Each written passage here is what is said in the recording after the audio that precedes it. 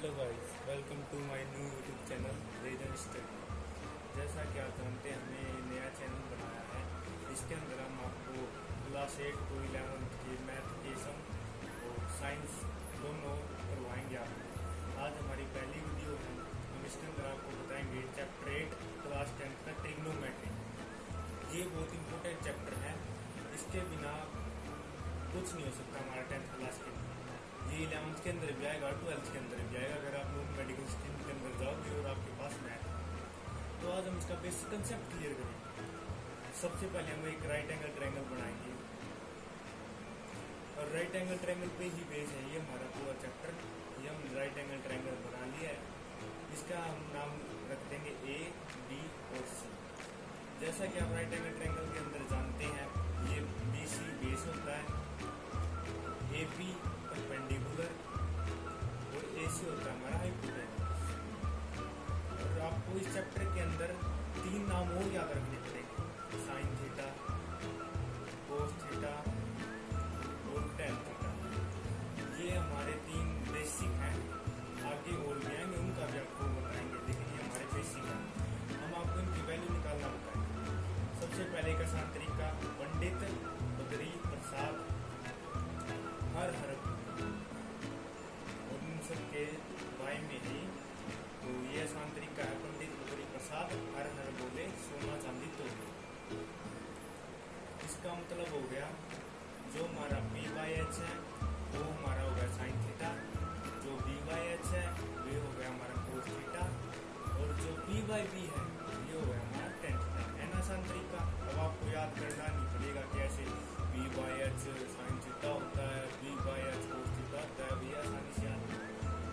ठीक है। अब इनका उल्टा, यानी जो हमारे 3 और रेशो जाते हैं, कोसेक थीटा, सेक थीटा और कोट थीटा, ये हमारे 3 और आते हैं। तो इसके अंदर हम आपको बताएंगे, जैसे कि कोसेक थीटा निकालना है, साइन का उल्टा यानी एच बाई बी, ये हमारा होता है कोसेक थीटा। और फिर आता है sec theta, H by B. H by B को हम कहते हैं सेक थीटा, यानी कोस थीटा का उल्टा। हमारा होता है बी बाई पी, ये होता है हमारा कोट थीटा, यानी टेन थीटा का रेसिप्रोकल यानी उल्टा। ठीक है। अब हम तो ये हमारी राइट एंगल ट्रायंगल बनने जा रही है। बस आपको ये ध्यान रखना है कि एंगल कौन सा पूछा गया है। ठीक है। अब इसके हम दोबारा से नाम लिख देंगे, ए बी और सी, और राइट एंगल और एट।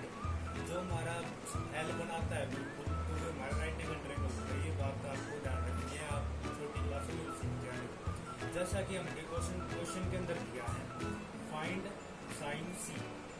हमें साइन सी की वैल्यू बतानी है। साइन सी क्या है? तो साइन सी दे दिया, तो जो भी एंगल हमारे को दिया हम उस पर एक एंगल सा बना लेंगे। इससे हमारे को आसानी होगी ये निकालना, और ये जरूरी है। अगर हम फिगर बनाएंगे, पेपर के अंदर सवाल है, फिगर नहीं बनाएंगे तो हमारा मार्क्स डिडक्ट हो जाएगा। तो साइन सी की वैल्यू के लिए हम, जैसा कि हमने पढ़ा था, उसकी होती है साइन सी की पंडित बद्री प्रसाद हर बोले, यानी P by B, P by B. ठीक है, ये होता है। तो हमारा बेस ए भी हो गया परपेंडिकुलर। अब इसके हिसाब से हम निकालेंगे साइन सी की वैल्यू।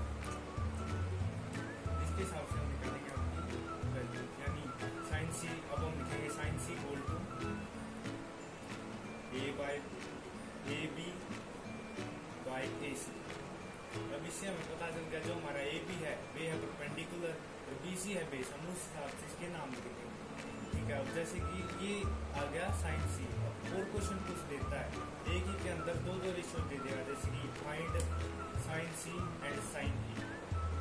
ये एक और हमारा क्वेश्चन है, find sine C and sine A. तो मेन सम के अंदर, जैसा कि मैंने आपको बताया है, राइट एंगल ट्रायंगल जरूरी होता है। हम इसके अंदर भी राइट एंगल ट्रायंगल बना लेंगे। ये जो सम है हमारा 2 तरीके से हो सकता है। हम एक ही ट्रायंगल के अंदर भी कर सकते हैं और 2 अलग अलग ट्रायंगल भी बना सकते हैं। आप कंफ्यूज नहीं होंगे, इसलिए हम 2 ट्रायंगल बना लेते हैं। पहले ही राइट एंगल ट्रायंगल एक और ट्रायंगल बना लेते हैं, इससे आपको आसानी होगी। ये हमने राइट एंगल ट्रायंगल एक और बना लिया। तो हम पहले साइन सी की वैल्यू निकालेंगे। साइन सी की वैल्यू तो निकाल दिया, लिखिए साइन सी। साइन सी की हमने ऊपर वैल्यू निकाली थी, पी बाई बी होता है, इससे हम निकाल देंगे साइन सी की वैल्यू। साइन सी की वही आएगी।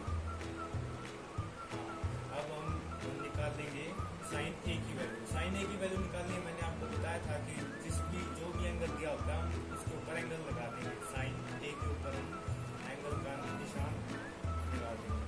तो साइन ए की वही वैल्यू होती है पी बाई बी, हम पी बाई लिखेंगे। अब एक और बात गाइस आपको ध्यान रखना है कि जैसा कि आप जानते हैं जो नीचे होता है वही बेस नहीं होता।